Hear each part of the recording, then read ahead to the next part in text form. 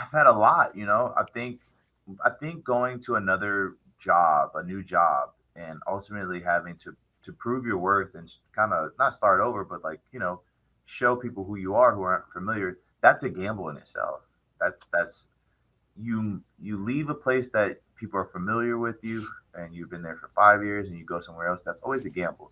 That's like in any day job, where uh, you have to gamble for yourself, for your family, in order to get something better that you want. And that's kind of what it's been for myself. And I've done this before in my career where I've left something that was good and like it was secure, money's coming in, but I have a need to fulfill that is something more in life, something more fulfilling for me, something that makes me feel good and go to sleep at night and say, okay, well, at least I didn't leave anything on the table.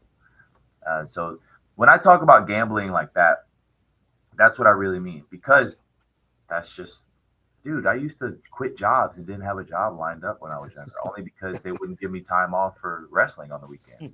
So I was just like, well, this isn't working out. I just quit. And then but I'm a big, like, I'll just figure it out. That's one thing about me.